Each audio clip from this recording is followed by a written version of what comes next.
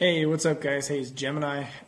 What I want to do in this video was talk about the 1997 Royal Rumble. This event took place in San Antonio, Texas, in the Alamo Dome in January of 1997, the house that David Robinson built. Just remember that David Robinson was there 10 years before Tim Duncan was even a thought in basketball. So that's the arena that David Robinson, one of the greatest NBA players in NBA history, had ever played at. And, this event had some ups and it had some downs. We can start with Undertaker versus Vader.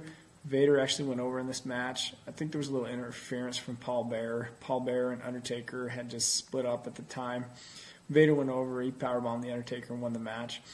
And you had Farouk and Ahmed Johnson. And the cool spot in this match was actually, they had a wild street fight.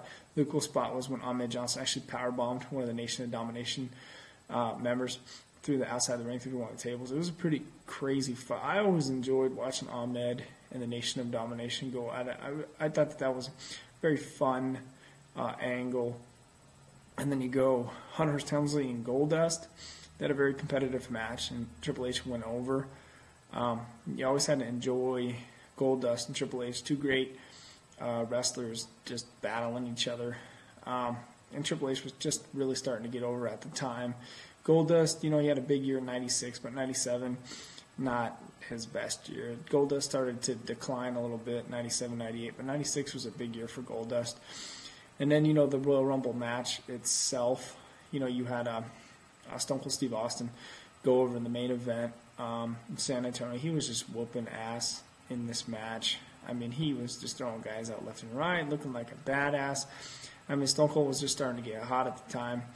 In the spot in this match, Stone Cold got thrown out, but the ref didn't see it, so Stone Cold came back in, and it was him, and it was Bret and Vader and The Undertaker were the last four guys in the match, which set up their, Stone Cold won. Stone Cold came back and threw Bret out, but those final four guys, they set up the next pay-per-view for the next one, 2/16/97 in Chattanooga, Tennessee. The final four pay-per-view where Bret Hart won the World Wrestling Federation title back, and then Sid won it the next night and went to Undertaker and Sid at WrestleMania 13, March the 23rd, 1997, Chicago Heat. But anyways, moving forward, Austin won his first Royal Rumble. It was a bit tainted because he didn't win it clean. He won his first Rumble clean in 98, but 97, it was a little tainted. He won, but it was a little tainted because, Bret, should have won the match, but that's okay. Moving forward, you go to the main event, the main attraction, Shawn Michaels, the challenger, versus the champion, Sid. Sid had defeated Shawn Michaels November the 17th, 1996 in Madison Square Garden at the Survivor Series for the WWF title, and pretty much ended his 96 title run. So moving forward, the platform for this match was Sid had powerbombed Jose Lothario's son, and Jose Lothario was the trainer for Shawn Michaels. And so Shawn's pissed because his trainer's kid got beat up. Anyways, Shawn was sick this day. He was not feeling well. He was under the weather. And he was a huge underdog going against a much bigger and stronger opponent, Sid. But he put him down with the super kick. It was unbelievable. Even sick, Shawn Michaels' performance that day in San Antonio at the Royal Rumble was extraordinary. Watching the pay-per-view, I never expected Shawn Michaels to be that good, to be able to beat Sid, Big Sid, who had been on a roll. He was a champion. It was phenomenal. I'm going to recommend that match to you guys at any time to go back and watch Sid and Shawn Michaels from the 97 Royal Rumble. Definitely the highlight of that Rumble to watch Shawn Michaels win the WWF heavyweight title in his hometown. And they had a six-way luchador match too, which was very interesting, very fast-paced.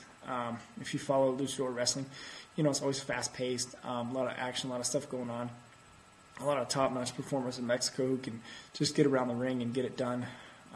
But anyways, I'm gonna name the two high points of the 97 Rumble, and that was obviously Shawn Michaels going over in his hometown, just tremendous, his performance level. I don't have the words to describe just how truly good Shawn Michaels is. I could go on for 20 minutes and just tell you about Shawn Michaels and his tremendous performance that day in San Antonio, just phenomenal. And even Sid's performance level was brought to an all-time height because of how good Shawn Michaels was. And, of course, Stone Cold winning the Royal Rumble that day in San Antonio. You know, really, it's a launching pad. He became a 3-time Royal Rumble winner, and it started that day in San Antonio. You know, Rumble 97, not talked about a whole lot, but definitely remembered for a big crowd that day in the Alamo Dome. And no, the roof wasn't leaking that day. Anyways, definitely a thumbs up for the 1997 Royal Rumble. Thank you.